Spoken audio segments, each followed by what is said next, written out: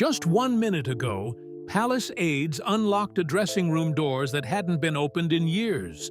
And what they found inside Queen Camilla's private quarters has rocked the monarchy to its core.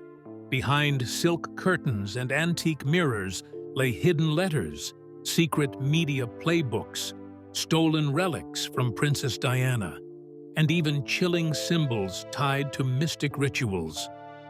This wasn't just a room. It was a vault of quiet power, buried envy, and emotional warfare. What was once dismissed as royal rumor is now undeniable. And for the first time, the truth behind Camilla's ascent is no longer silent. It's screaming.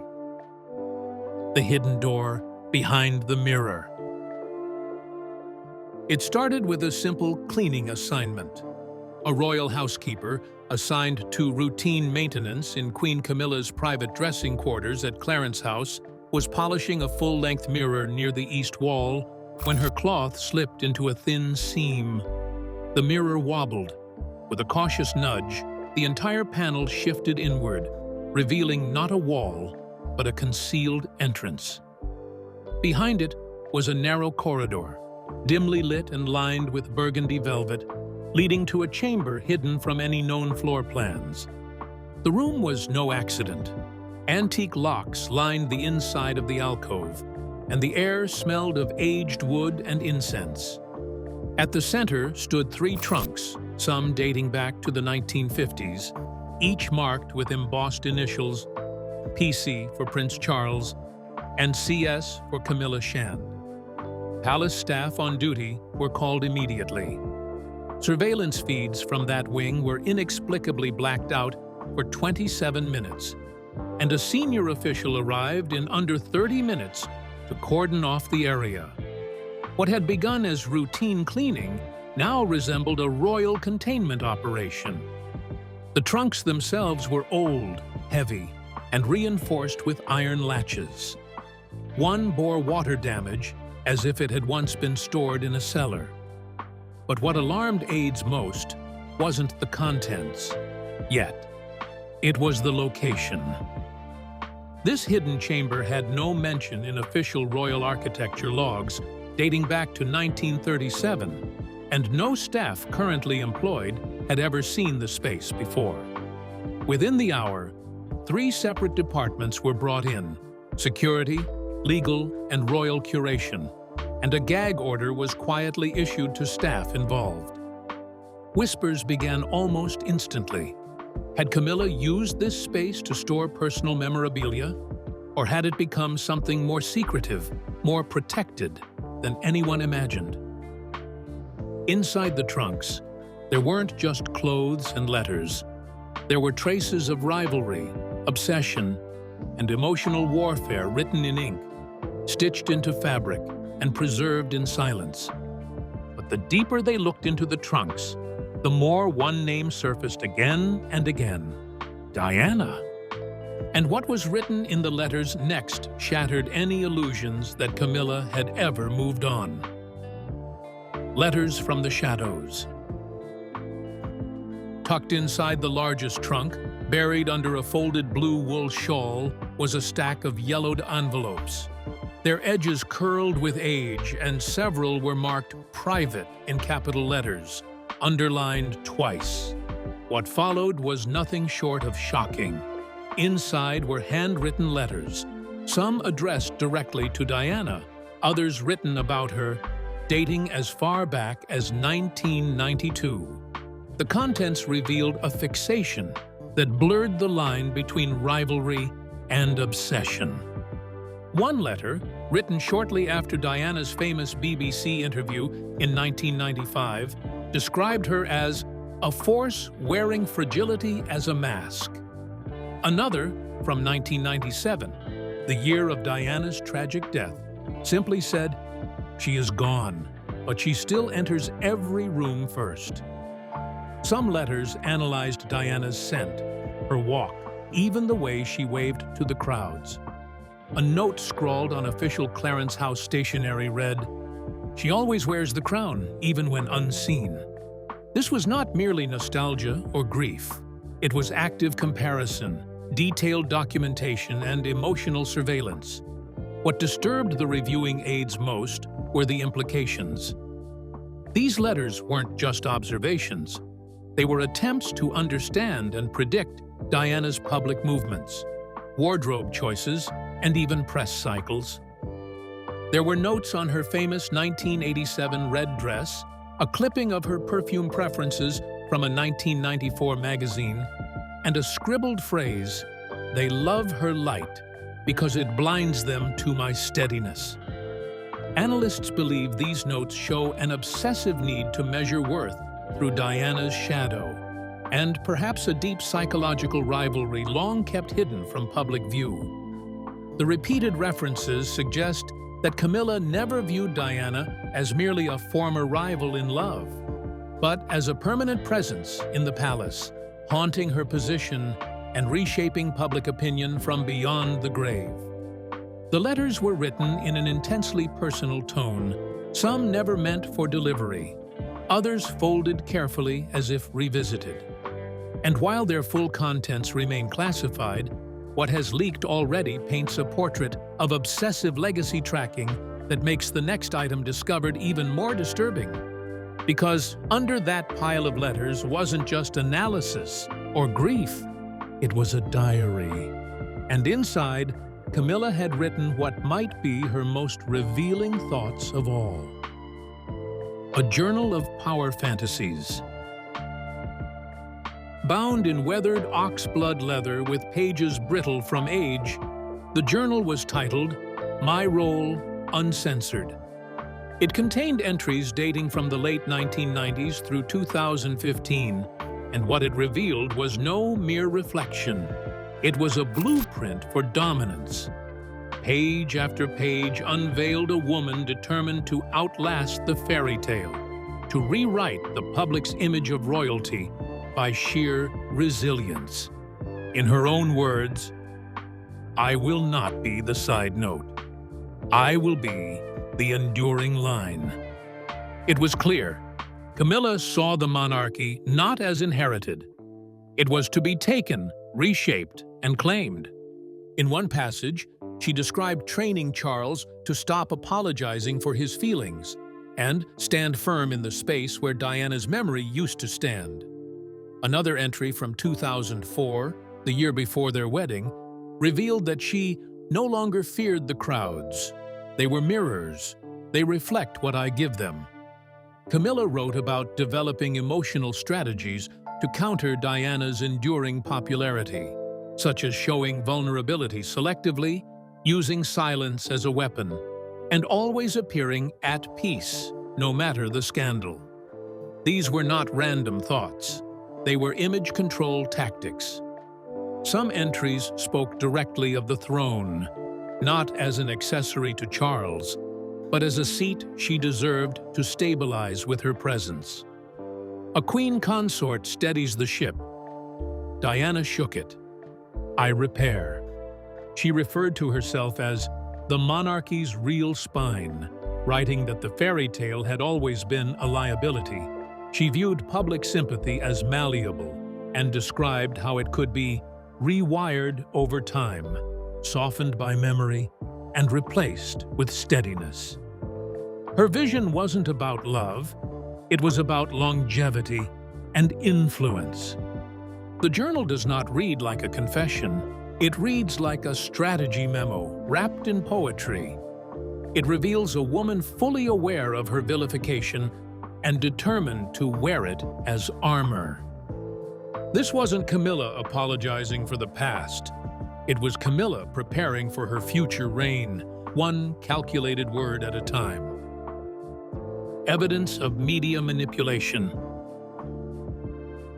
In the second trunk, beneath a false panel cleverly disguised by lavender sachets and silk scarves, palace aides discovered a sealed folder labeled Operation Soft Silk.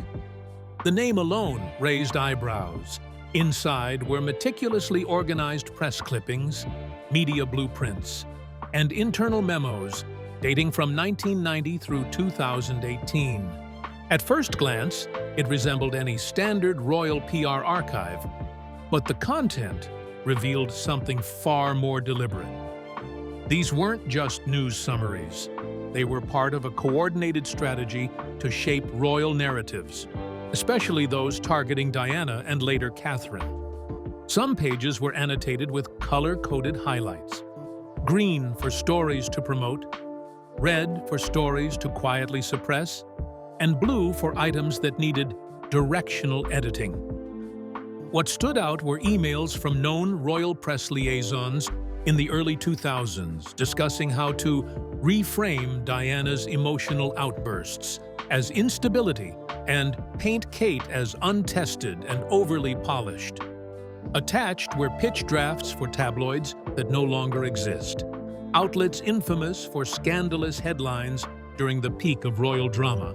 One memo dated April 1996, just months before Diana's divorce, read, "Timing is everything. A leak now weakens her sympathy surge."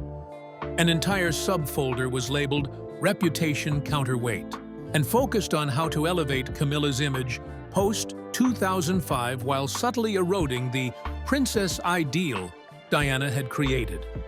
Some of the strategies were chilling. Proposals to leak unverified stories about Diana's therapy visits, and even one suggesting carefully staged photo ops with Charles and Camilla in places Diana had once frequented. There were also media contact lists with handwritten stars next to certain journalists, likely those considered friendly or influenceable. One note read, "They don't need to hate her. Just doubt her." The room fell silent as aides flipped through pages confirming what many had long suspected. Image warfare had been waged from behind velvet curtains. And this wasn't just Camilla playing defense, it was a calculated effort to win the long game. With pen, printer, and planning, Camilla had engaged in a public relations operation so quiet, so refined, it flew under the radar for decades. But now, laid bare inside a secret room, the truth of it could no longer be denied. But perhaps the most haunting discovery didn't involve plans or strategies. It involved objects, pieces of Diana's life once thought lost forever, now hidden in Camilla's inner sanctum. Royal relics and stolen memories. In a glass display case tucked behind a curtained alcove, a collection of items was arranged with unsettling precision. Not a museum exhibit, not a tribute. This was something else. There, lying on red velvet, were items unmistakably belonging to Princess Diana. A sapphire brooch last seen during a 1987 gala. A handwritten card from Prince William reading, "To Mummy, I love you." And even a pressed rose, still intact, from Diana's 1983 state visit to Australia. All of these had been listed as missing from royal archives for over 2 decades. The brooch alone triggered alarm. Official palace inventories following Diana's death in 1997 noted it as unaccounted, sparking minor controversy at the time. The note from William, clearly dated 1990, had long been believed to have been kept in Diana's personal safe at Kensington Palace, a safe reportedly emptied by royal archivists in 1998. How these items ended up in Camilla's private quarters remains a mystery. But their presence suggests not only secrecy, but possession.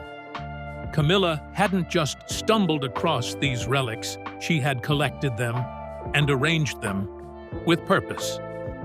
The most painful discovery for William and Harry, according to insiders, was a small, battered compact mirror with Diana's initials etched on the back, a piece she had frequently carried in her handbag.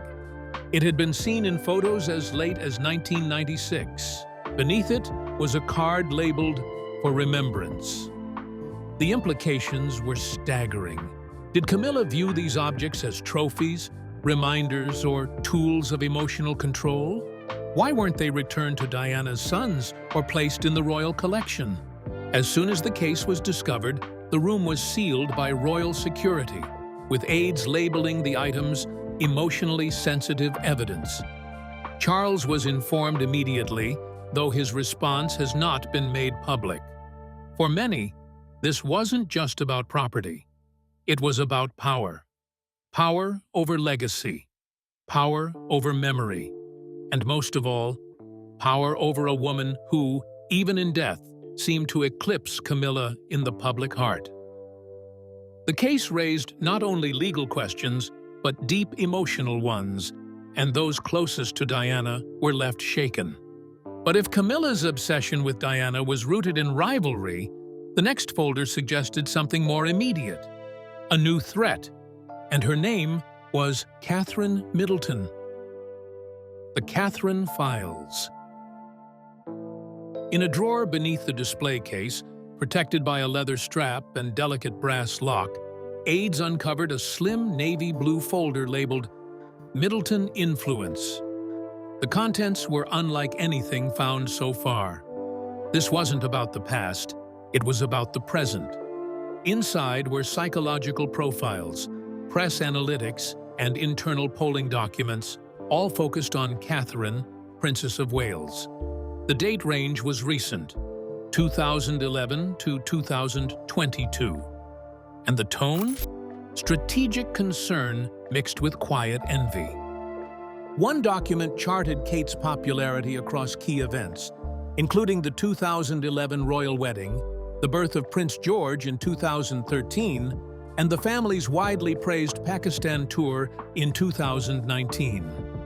There were handwritten notes beside the graphs: spike in maternal favorability, grace under pressure noted, and echo of Diana's poise. Another memo warned of Catherine's ability to restore Diana's spirit in the monarchy through her calm demeanor and consistent public approval. One particularly telling phrase read, "Her silence makes her stronger. She doesn't chase the crown. It follows her." Among the most revealing items were side-by-side comparisons of media coverage. Headlines praising Kate's diplomacy were juxtaposed with critiques of Camilla's past, accompanied by notes on narrative threat level. There were even suggestions for image recalibration, such as increasing visibility during school events or adopting maternal tones in public addresses. One document bluntly stated, "Media loyalty shifting toward William-Catherine axis countermeasures advised." This wasn't rivalry. This was image warfare, with Camilla strategizing how to maintain relevance in the face of a new royal star. Perhaps most unsettling was a hand-scrawled list titled, "Traits They Love Her For." It included words like elegant, dutiful, non-divisive, and unshakable. Each was followed by a question mark, as if being debated next to mother. The word public claim was circled twice. The sense of threat was palpable. Camilla wasn't just observing Catherine. She was measuring herself against her and fearing the outcome. It was the past repeating itself, but this time Diana's echo had found a new voice. Spiritual artifacts and dark symbols. Behind a framed photo of Charles and Camilla, tilted just slightly, was a carved wooden box wrapped in silk. Inside, aides found a peculiar assortment of objects: small polished stones with ancient runes, a palmistry guide marked with initials, and a folded parchment labeled CW Ascendancy. A sealed envelope held an intricate astrology chart dated for Camilla's birth on July 17, 1947, with annotations referencing lunar cycles, eclipses, and conjunctions of consequence. It became immediately clear this was not just superstition, it was belief. According to two insiders, Camilla had long been rumored to seek counsel from a private mystic, a woman known only as Eleanor, who was frequently seen entering Highgrove House through side gates during the late 1990s. The astrological notes traced key royal moments: Diana's wedding in 1981, the Queen's Golden Jubilee in 2002, even Charles' eventual coronation plans. Camilla had drawn stars around opportune windows and written phrases like "align legacy with lunar voice" and "silence the solar queen."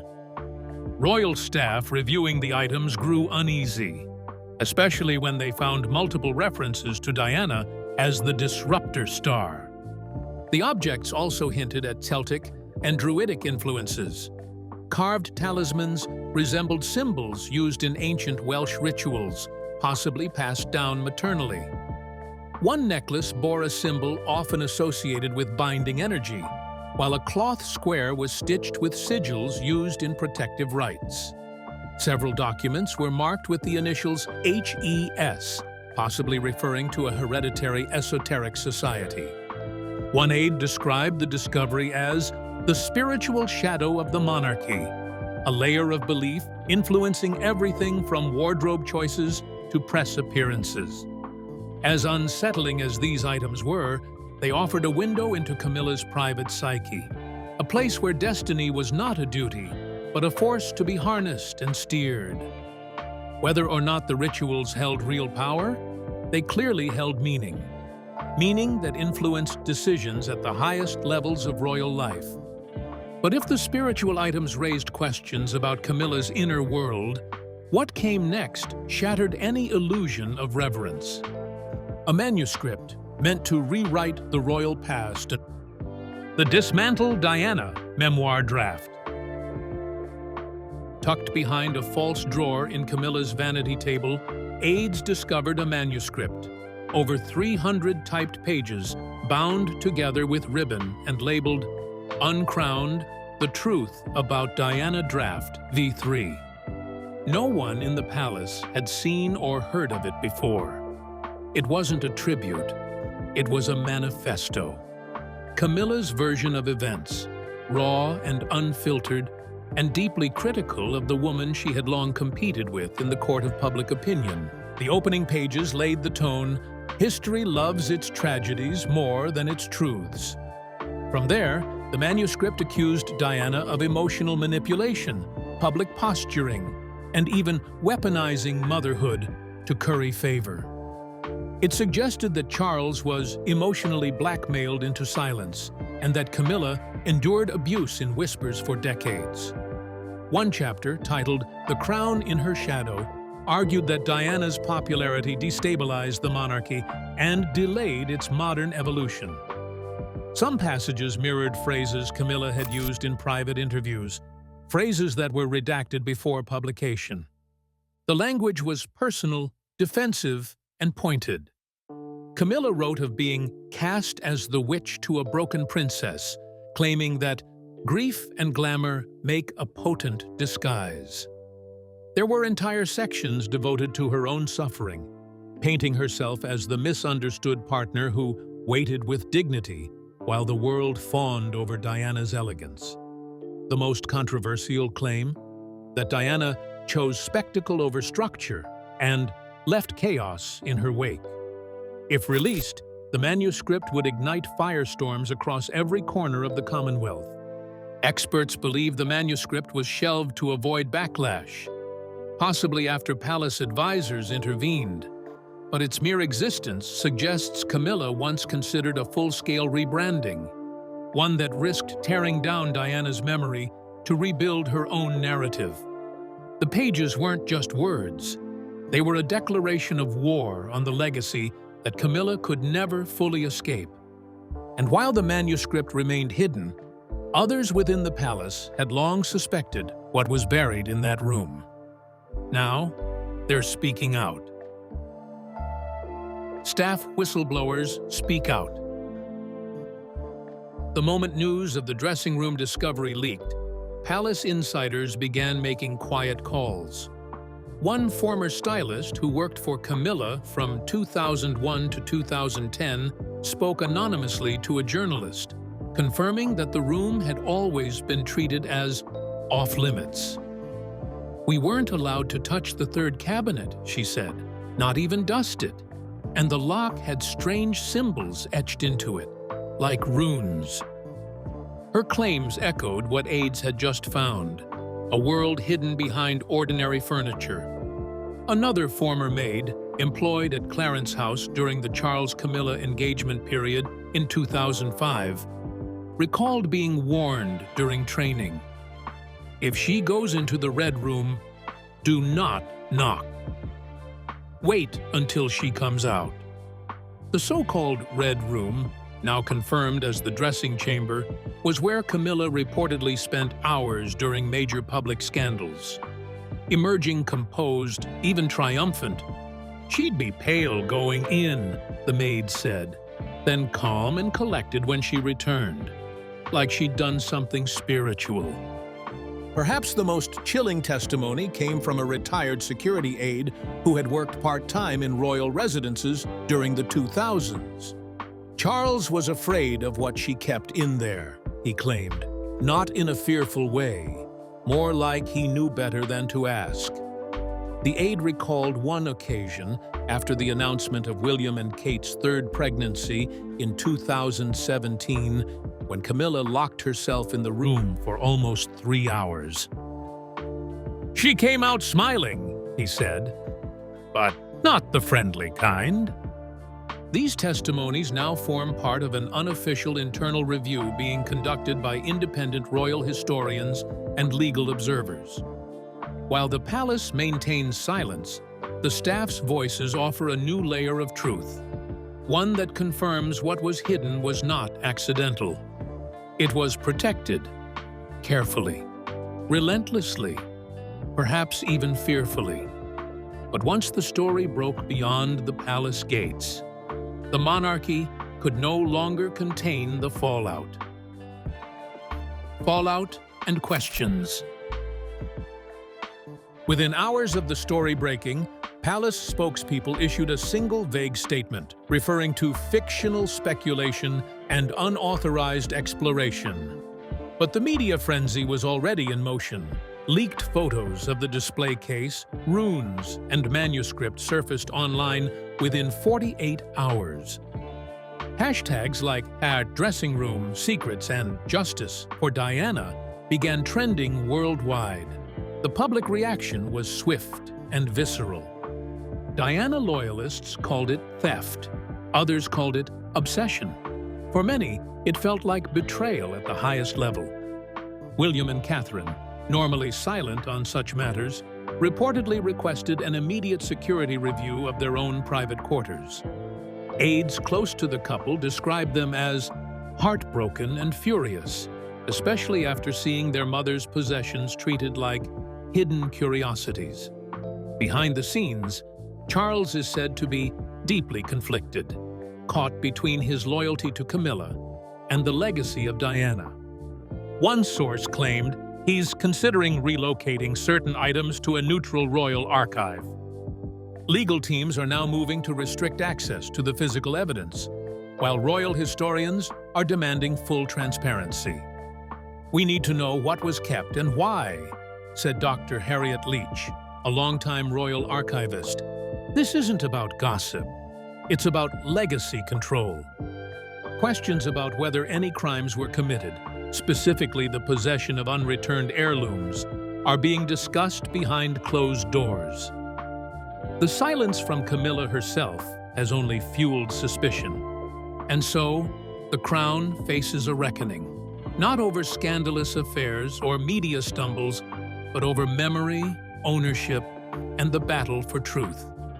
What began as a cleaning mistake has become a royal revelation.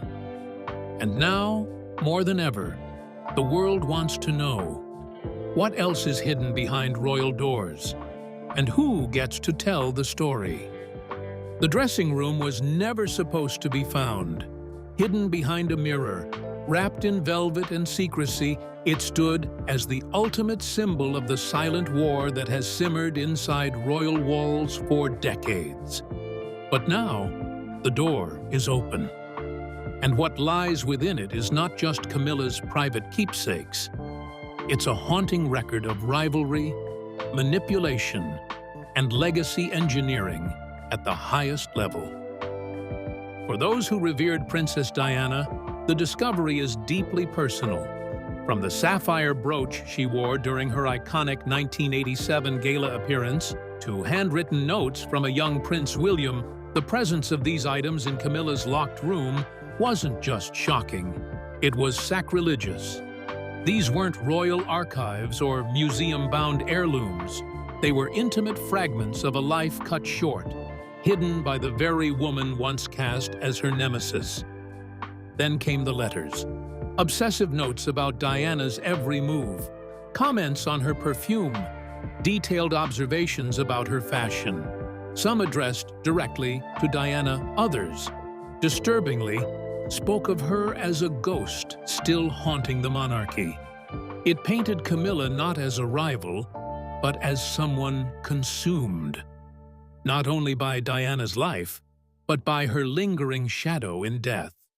Layered on top of that obsession were documents that raised chilling questions about image control. Operation Soft Silk, a meticulously crafted PR campaign stretching back to the 1990s, revealed the strategic erosion of public trust in both Diana and later Catherine, Princess of Wales. Leaked memos, email drafts, and press strategies, some handwritten, outlined a multi-decade effort to reframe the public narrative, not to win love, but to dismantle it. Even more disturbing were the spiritual artifacts, talismans, ritual guides, and astrology charts, marked with significant royal dates. The implication? That major royal decisions may have been influenced not only by politics, but by superstition, destiny by manipulation, not merit. And then the manuscript, uncrowned, the truth about Diana. A brutal draft memoir written from Camilla's perspective, aimed not just at defending herself, but at rewriting history, calling Diana unstable, emotional, strategic, as if she had to break Diana down to build herself up. As staff begin to speak out, a new image of Camilla emerges, not simply as the other woman, but as a force working in the shadows, collecting, controlling, calculating. For years, the public narrative focused on forgiveness and rehabilitation, but this discovery complicates everything. Can someone truly move past the past when they keep it locked in a room? The royal family now faces a tidal wave of backlash. William and Catherine are reportedly shaken. Legal teams are scrambling. Historians are demanding access to the artifacts. And the public is asking one simple question. If this is what Camilla kept in a dressing room, what else is hidden in the palace? The monarchy has always thrived on mystique, but mystique has a breaking point. And this door, this quiet, forgotten door behind the mirror, may have opened more than a room. It may have opened the beginning of the end of royal silence. Because now the world has seen what was never meant to be seen, and they won't look away.